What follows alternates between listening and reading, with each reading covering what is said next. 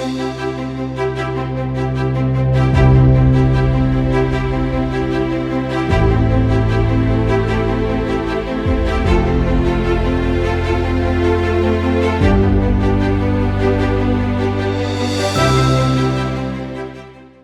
everyone, this is Rochelle Rizzi with Vrai, and today I'm here with a good friend of mine, Nikole Rose, who is president and COO of Mojo Media Labs.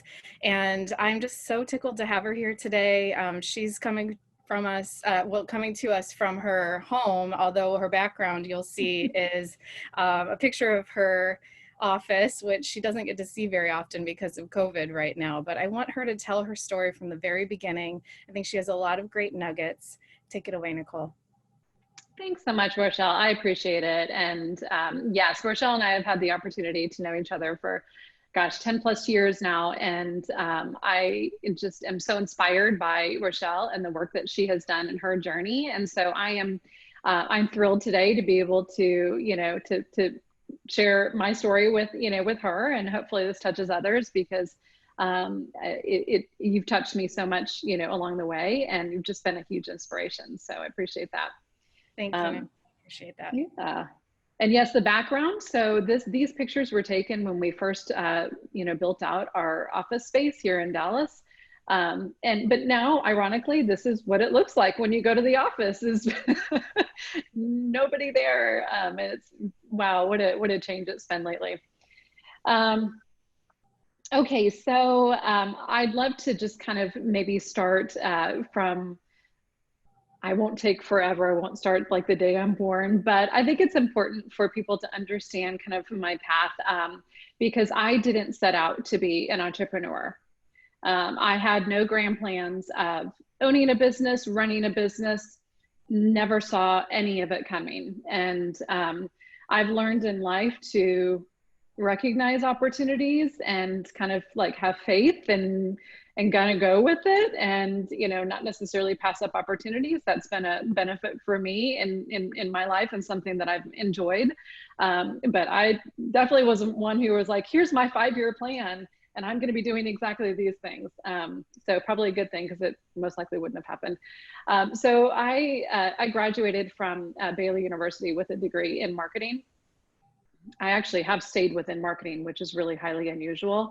My husband, who runs the business with me, he has a biochemistry degree. So go figure how that relates to marketing. So yes. But when I graduated from Baylor University with that degree, I went into corporate America, and actually was focused more in the sales aspect. I started realizing that I could persuade people to do almost anything that I wanted them to do, good or bad. So I went ahead and went down that path and really enjoyed it. I got to work at some great companies initially, my favorite being working at American Airlines.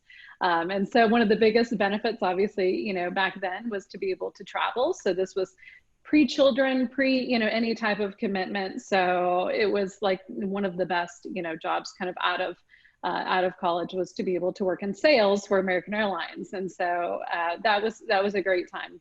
What I learned during that time is that freedom was incredibly important to me. I've always been, wildly just kind of independent, incredibly just self-driven. Like, nobody needs to tell me what to do. You tell me, you give me a goal, and I'm going to figure out how to get there. And so, that was inspiring to me, to be able to be more free and be able just to travel where I wanted. So that was kind of like the bug that, that kind of set that in motion for me. But really the turning point was I got married, I had children, and just like many women, your world changes, after your baby arrives. And so mine certainly did too. So I gave up my corporate job. Initially, I thought, okay, I'm going to stay home. I'm not going to work, because that's what women do. So my mom did. That's what my husband's, mom did. And it probably lasted about 2 months before I started going a little out of my mind. I was like, I have to talk to adults. I need to do something, of, not that being a mom wasn't of value. I just knew that I needed to have something professionally where I could dive into. Yeah, so in that, Nikole, because I feel the same way, and it's an internal struggle of, Yeah. you want to just be so enamored with your babies, and we are, and we just feel this pull of something else that, we've got to Mm. do something else, or we've got this calling, or we need an outlet, whatever it is. So I get it. Completely agree. So I've always said that if mama ain't happy, ain't nobody happy. And one thing I learned along the way is I became a mom, president of the moms group that I was a part of. And I learned that women feel guilty no matter what, no Is matter that what. true? If women have a job, they feel guilty because they're not home with their kids. If they're home with their kids, they feel guilty because they're not making money. It's like women are just full of guilt. And early on, I was like, that can't happen. That's ridiculous. I love my children, but I know I need more, and I'm not going to feel bad about it. I want to be able to give them everything I have, and be able to fulfill myself. So I started. Because I still wanted to have freedom though, and I didn't necessarily want to go back to corporate. So I started in commission only sales.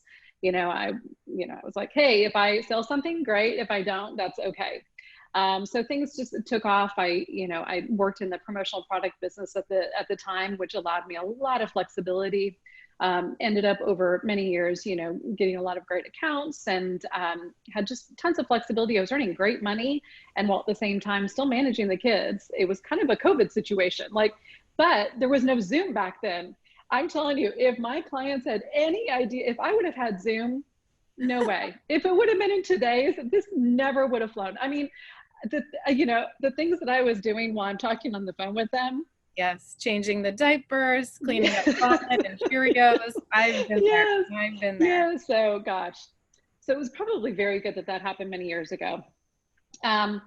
So that was kind of a period in my life, and I went through all sorts of personal changes. I got a divorce, was single, and at a time was looking for a new company, a new career opportunity. And at the same time, I met Mike, who's now my husband. And we were in the business together. So he owned a promotional product business. I had a lot of experience, with that. So we joined up in all sorts of ways, right? We got married, and I ended up working at the business that he had started many years prior to. And that was probably 2008 timeframe, 2009. And at that time, Mike was looking to want to do kind of more. So, so this business at the time was called Marketing Candy. That was the name of the promotional product company. And we started getting opportunities for doing other project work and, websites, logos. And as any great entrepreneur, right? If someone said, can you do this? The answer was, sure. And then we figure out, how in the world do we do these things, right? And so it ended up becoming very clear that there were two different kind of companies forming. And so we broke off and started a new company called Mojo Media Labs, which is still running today. It looks very different today than where it started. Initially, we were, more project work, again, just kind of like services is what we called them. So we had products and Marketing Candy and services. So Mike ended up running Mojo Media Labs. I ran Marketing Candy. Obviously, the only thing I had known is sales. All of a sudden, running a business, that's a whole different ballgame. That was a huge learning lesson, and I loved every minute of it. One of the things I found out about myself is that what I enjoyed more than anything was helping people, and to be able to help and coach and grow individuals who are working, with me and, within the company was so incredibly inspiring. And of course, then having that same mindset with the clients. So that company did very well over the years. And Mojo all of a sudden started doing fairly well, was growing too. We came to kind of a pivotal point around 2015 though, as we have limited time, resources. And now we have these two businesses, and I'm pulled completely into Marketing Candy and running this, and yet Mojo Media Labs on the digital side, we see a huge opportunity for growth. So at that time, we made the decision to look to sell Marketing Candy, which was a very hard decision. We actually found a buyer, and we came very close to finalizing the transaction, and I completely freaked out. I was like, I can't do this. This is my baby. No, I can't do it. So we ended up, we walked away from the deal. And I guess that was probably late 2015. I remember that. Yeah. 6 months later, I think maybe a little bit longer, I was like, okay, no, it's time.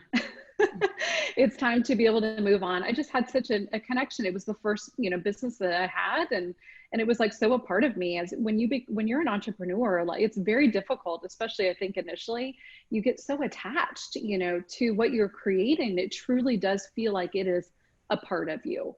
And I, didn't see that coming, but there was a huge emotional attachment.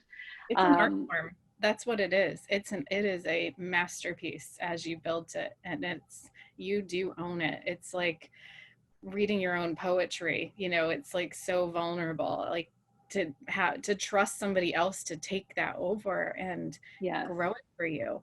But at that time, let's rehash that a little bit, because I think one of the things that I'm sensing is that the reason that you walked away from that deal, and I know that it was a lot of back and forth. It didn't feel like totally right from the beginning. You just felt, maybe, I don't know if it was nickel and dimed or just the process or the individual or what it was, but what happened in that time was this opportunity that you saw at Mojo Media Labs started to really take off, which I'm guessing gave you a sense of calm and peace and security in making that pivot. Do you think that's true? Yes. So it became very apparent, and that Mike was growing Mojo Media Labs, but that there needed to be operational support. There was a great need, for support there, and I started to support Mojo Media Labs while I was running Marketing Candy, and that was a huge challenge. It was just a lot to take on.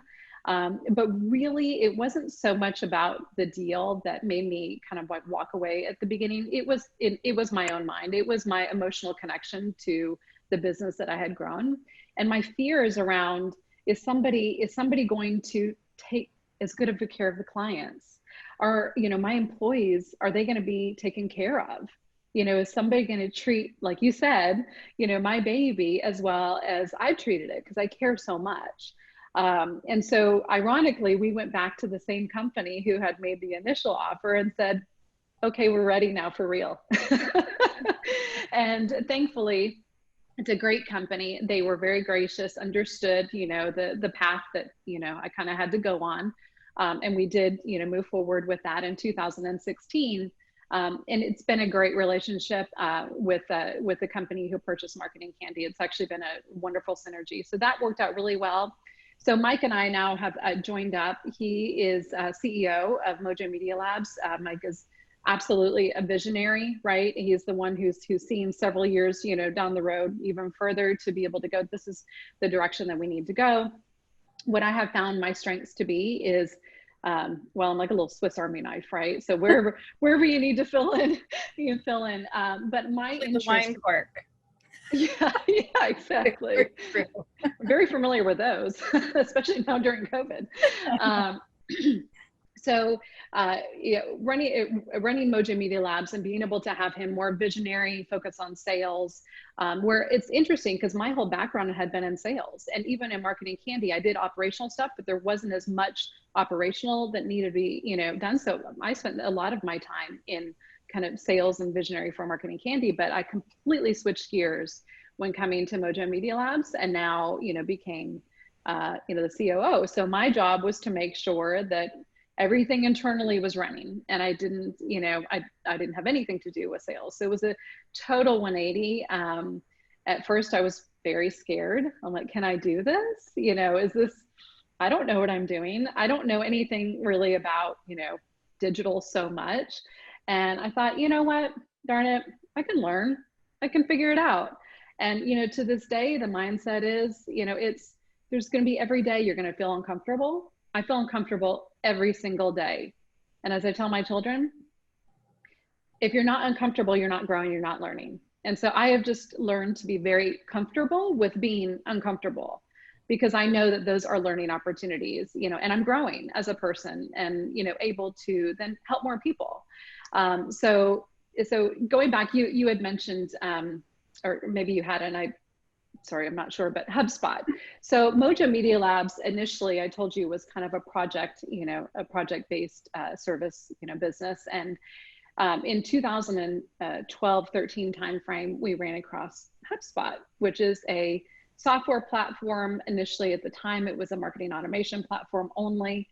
And Mike, having a biochemistry degree, started realizing that, wait a minute, you can put science and data to marketing.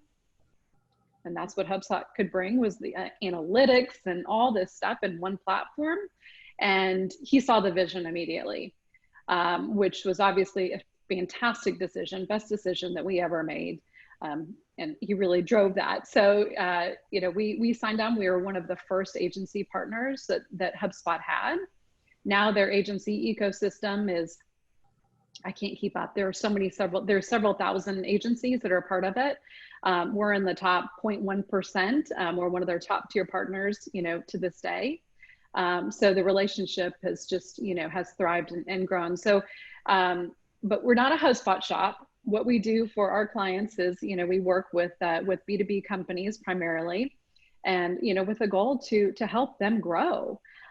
So how we do that is, by helping them to find and be able to go after and attract the companies that are the best fit clients for them, and help to engage them, and then work with the sales team to, get things in place to where they can more easily close those deals and then create, lifelong customers. So we've evolved now to where our goals, the conversations we have with our clients is, what are you trying to achieve? What are your growth goals? What are your plans? How are you going to get there? And then work with them to set up, usually they don't exist, but set up the systems on both marketing and sales side to be able to leverage technology, and, to help them get to where they need to go. Well, and I think what the value that you add there, I mean, first of all, HubSpot is an incredible tool. And if you're not familiar with HubSpot, it really does, it really does what it says. It's the hub. It is kind of the one, I hate to say one-stop shop, but it has everything from automation to pulling in your content, organizing your website. All your digital platforms come together in this one piece. And I think it does simplify, especially for small businesses, when all employees, the entrepreneur, everybody's wearing multiple hats. And I think what Nikole and Mike bring to the table is that relatability and knowing the pain points that the small businesses or even the larger businesses are going through. Because even the large businesses have departments that act like small businesses, and trying to pull that together. And I think the other thing that attracts people to you, and I think you need to talk about this as the COO, and I know this is important to Mike as well, operations goes beyond systems and technology. It's the people piece. And I want you to talk a little bit about that culture, because that's what you and I really connected on through the organization we were involved in, which is Small Giants. It brings together the people who love people, is kind of how I like to say it. I know there are 10 little checkpoints of what makes a small giant, but that's what makes me excited, is to empower employees. At the end of the day, like you said, you are not your business, and you need to have other people who buy in. You need to build value so you can at some point step out. Nikole and Mike have been through a lot of scaling up, scaling down, acquiring businesses, merging with businesses, you name it. They've been through it. And at the end of the day, what they're trying to do, both as individuals and as a couple, is to step out and take some time away from the business where they recharge. And another one of my clients, talks about the 4-week vacation. In fact, she has a book coming out in the spring, and we're really excited about it. But it is about doing that, setting up the systems, having people. If you're in your business 24/7, you're not going to have time to innovate. You're not going to even have time to get that bird's eye view. And if you're not recharging, you're no good to anybody. So talk a little bit about that culture piece, because I think that's incredibly important to bring up. I agree wholeheartedly, and I'll be transparent with kind of our story around this, um, because it hasn't always been so great, but that's kind of what has brought us, here today. Um, it's interesting because first of all, talking about the 4-week vacation, we think it's important every year at least to take 2 weeks, just completely out of pocket, not just for us to recharge, although that's nice, but to test the health of the company, because if things can run very smoothly for a period of many weeks, without the owners there, that's a great thing for the business. That means it's a healthy business. If as an owner or someone running the business, you're not able to go for 2 weeks without, having to check in and whatnot, it's probably pretty easy to see where the issues are and, what needs to be solved. So that's an important, I think, thing for just every business owner, not just to recharge, but to check the health and find out where your weak points are, But yeah, in terms of culture, so quite frankly, Mike and I spend more time talking about our culture and our people than we do about our products, services, or anything else, because we're so incredibly passionate about good culture. And we can quantify it at this point, but let me start kind of a little bit more at the beginning to what kind of led us on this path.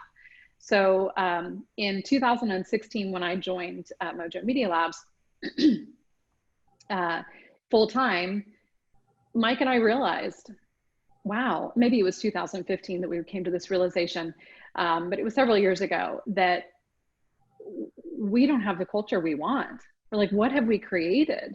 The team wasn't engaged. We had high turnover, both from employees, from clients at the time. And what we realized is we had never set the culture. We never, set things in place. And so it just happened. We weren't purposeful about it. So what we realized is we need to get purposeful about creating culture in our company. And what we quickly realized is that culture is not happy hours and, having a pool table in the office or games and fun and letting people do whatever you want. That is not at all. I mean, those are nice little things to have, but that's not real culture. So where we started was to create our core values. And those 6 core values are with us still to this day. And so it was a long process to go through. We worked with a consultant to kind of help us figure out, how to create these core values. And but we created them, and since then we hire by them. We live by them every day. Every single person in our company not only knows our core values, but they know how to live the core values. It is a constant conversation in our company. And so, and oftentimes we have to remove, by the core values. So we call it, right person, right seat, or right person, wrong seat, or wrong. So if you're a right person, that means that you're embodying the core values of the company. If you're a wrong person, no matter if you're wickedly skilled, in what you're doing, you're not going to be a fit at Mojo. It's just not going to be a fit. Those are tough decisions because someone could be doing great at their job, but if they're not, living the core values, then we've learned over time that does more damage than anything else. So, so we set our core values, and I will tell you that next year was rough, because what we realized is that there were basically very few people in our company who really had the core values, and we tried to work with them, but what we quickly realized is that people either had them or they didn't. And there was, if they didn't have them, you can't force that. Like, that's just innate. It's not teaching a skill. Mm-hmm. So we did go basically through an entire transition of our team. It was painful, but worth every bit of it. And so once we got our core values down and really started hiring for those and looking at the right people, knowing we can teach the skills, that's quite frankly the easy part for the most part. That set us in the right direction. Then what we ended up adopting, and this was again through small giants, we were introduced to Great Game of Business, or what we call open book management. And initially we were fascinated by the concept because I believe, Mike does too, that people come to work every day and they want to be able to contribute to something bigger than themselves. And we believe that most people want to do a great job, but oftentimes they don't know exactly what what that means or what the business really does need from them. So what we started realizing was that we wanted to create an environment of trust and transparency. And what, what open book management brought to us was, you're opening all of your financials. There is nothing more transparent than saying, here it is, good or bad. And, it took a while we were excited about it, but it was like, how do we launch this? Like, are people going to run away if we have like a bad month, or something? And, but at the end of the day, it was like, you know what? We have to trust that the people that we have hired, they embody these core values and that they align with, with the transparency and trust. And we just have to trust that they're going to, want to contribute to help versus run the other way. And that was completely the situation. I was actually, I talked to a lot of entrepreneurs about this who are interested in opening up the books and doing this within their company. And, there's all sorts of fear around it. And that is something I can say with 100% confidence that has been a huge benefit for Mojo in every way, shape, or possible. And we've actually had employees who come to work for us and they say, open book management was the reason that we came to work for you, because I had been part of a layoff or I had been part of these things. And if I would have had any idea that the company was struggling, I could have tried to help, but I didn't know. And all of a sudden one day I'm without a job. And so, what we were able to create with that is, just such a system that gives people empowerment now to make decisions, understanding the situation. So to this day, people do not come to me, and they haven't for years, to buy things. They know they're empowered. We have people who, who are over the software as a service line item or, culture or whatnot. And so if there need to be expenses made, they understand what the budget is. They understand where we are. We're all driving towards profit before tax. We have a bonus program that's tied to it where everybody wins. At Mojo, we say, we all win together or we all lose together. And we don't like to lose. So hopefully we're going to be winning a whole lot more than we're losing. But it has been so inspiring to be able to see the impact that has had on our team members. And that, they're like, wow, you trust me to make these decisions. It's like, yes, I trust you to make decisions. So that was the second part of our culture that was a huge shift. And then most recently, through an acquisition that we did in December of 2018 now, that agency was a results-only work environment. It's otherwise called Row. And basically what Row is people call it work from home, whatnot. It is not that at all. It is work where you want, when you want, as long as you're meeting your results. We don't care how you get it done. And so, it's a little scary at first, again, it was like all meetings optional. You're like, what? All meetings optional? There is no checking in. You do not need to explain where you are. If you decide you don't want to come into the office, there is no explaining. And so that was one of those things that it was a little bit of a gut check. We're like, okay, we do trust our team members, but wow, this seems like a big jump, even though maybe it's not. We were flexible, right? And we had the desire, but we still had PTO and all that. We don't have PTO anymore. It's not unlimited vacation. It's just, it's your time. So manage your time, whatever that might look like. But the realization point for us was, I sat back and I said, you know what? That's the kind of company I would want to work for, because I'd like freedom, and I know that I'm going to get my job done. I know I'm going to, get the results I want. I'm a high performer, and I bet that other high performers are going to want this environment too. And sure enough, that's exactly what's happened. And so we rolled that out in 2018. We went through a formal training and whatnot. It's so funny. One of the first exercises that we did after the training was we gave every employee a list. Actually, we don't call them employees, we call them Mojo makers. I'm saying that just for so we gave every Mojo maker a list of, they had to pick at least one thing on this list to do in the next few days. And it was things like, get up at 2 o'clock and just walk out the door and don't say anything to anyone. Or, it was a whole list of options. And it was so funny because there were so many people at first really uncomfortable, with this scenario. It's like, really, like, I don't have to ask or say anything or whatever else.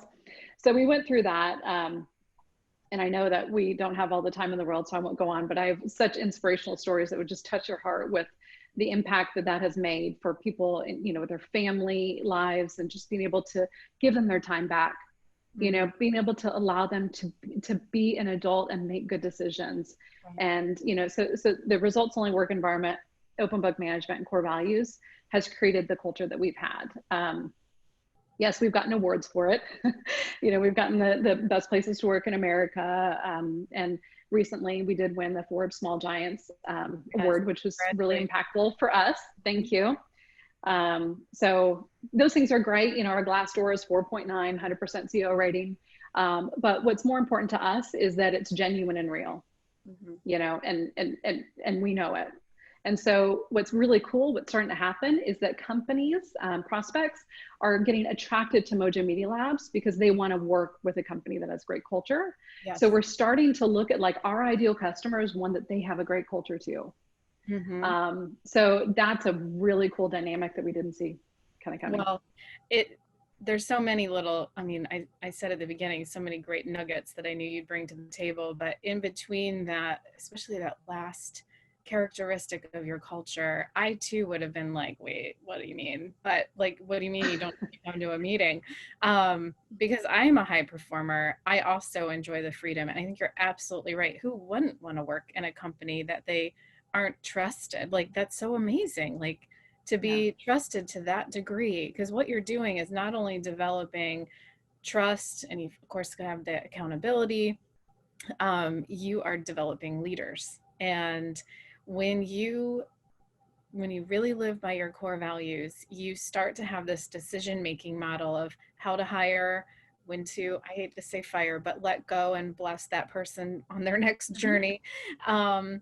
Even what technology is going to serve you, what kind of clients do we want? And really, if you are working for clients who do not align on your core values, your people end up feeling like there's it's an energy suck. It's an energy vampire. And I think that that's really important to make sure that you're attracting and retaining the clients that get it and want to be a part of it. Because that's the thing, it's a trickle effect of positive energy. And, yes, there are challenging times in the day, but if you've empowered your people to step up, because you are one person, Mike is one person, together you're better.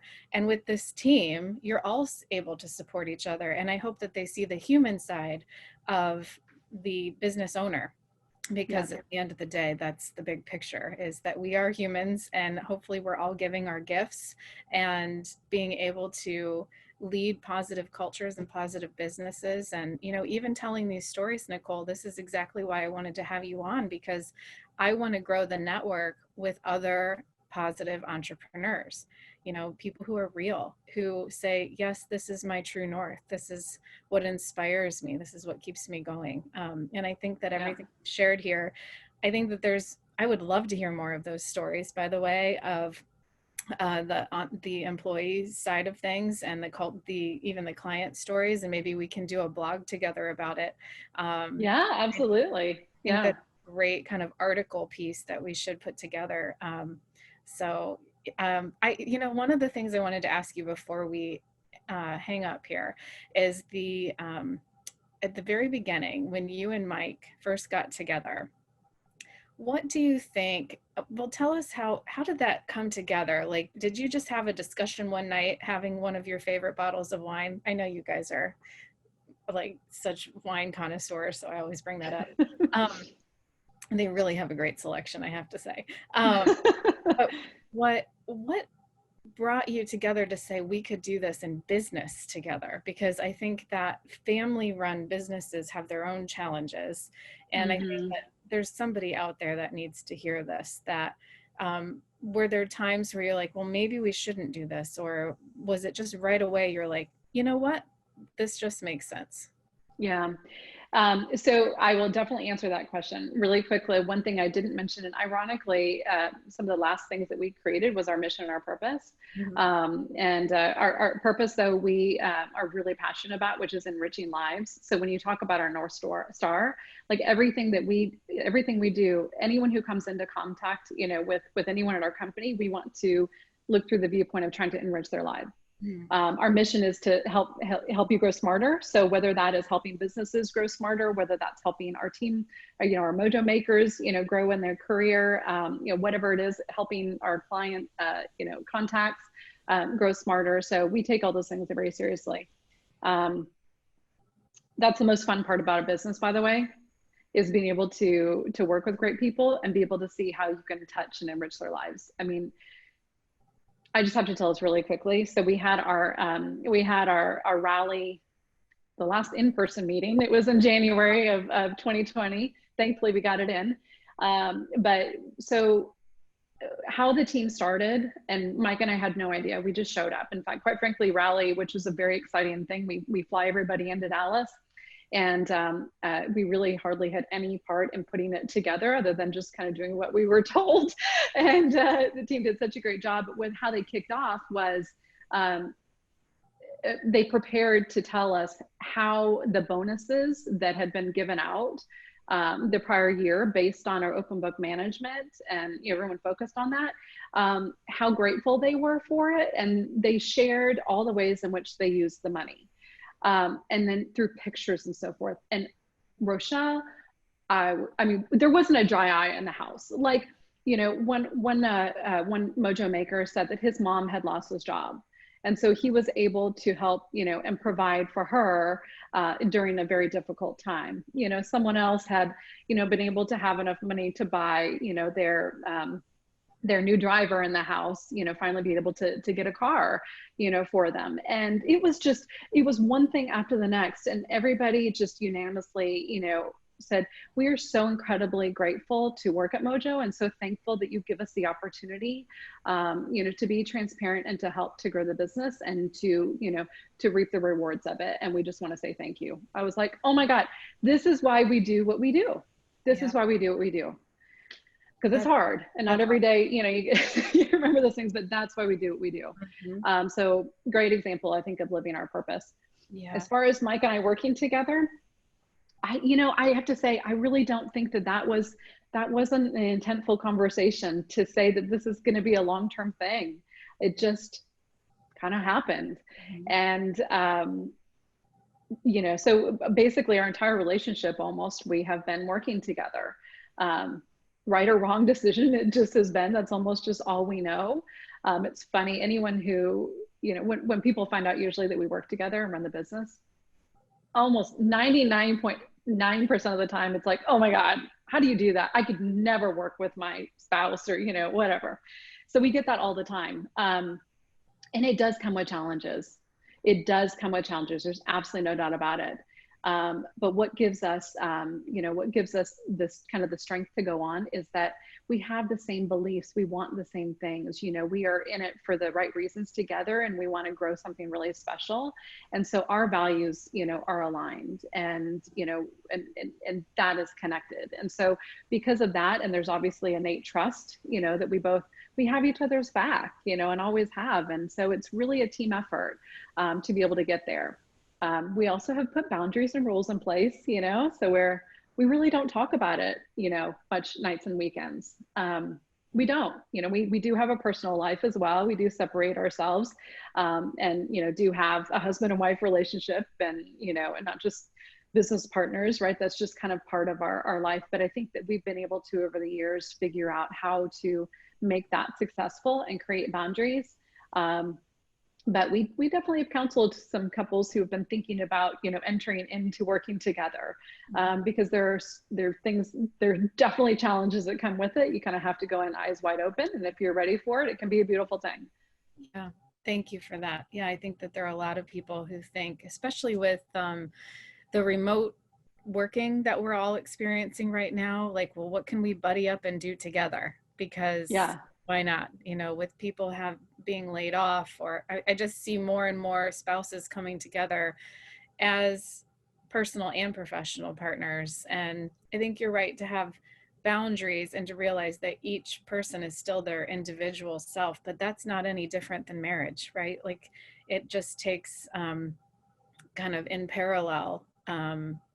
And really, anytime you have a business partner, you want to make sure that you do have that innate trust and Yeah. that core Yeah. values are aligned and that you appreciate the individual journey. And I've had business partners and I've had business partners that it didn't work out.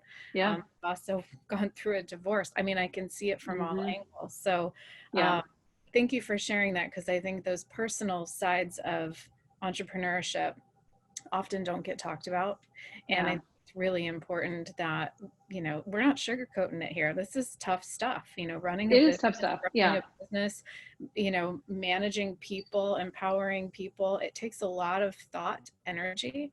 And I'm glad for you that, you do have a strong partnership. And I'm so, proud of you also as your friend, just knowing your journey of just all the conquests. I mean, you have just taken the bull by the horns. I can say that because you're in.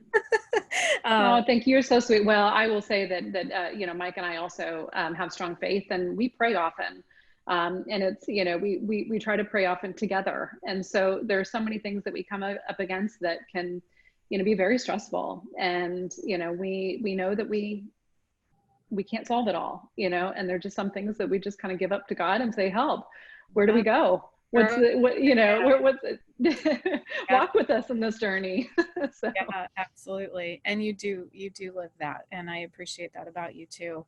Nikole, thank you so much for joining me today. I'm sure that I'll follow up on that blog. We'll write an article together and tell those stories. And I'll put some more in the description on the YouTube video. So thank you so much, Nikole. thank you, Rochelle. I appreciate it.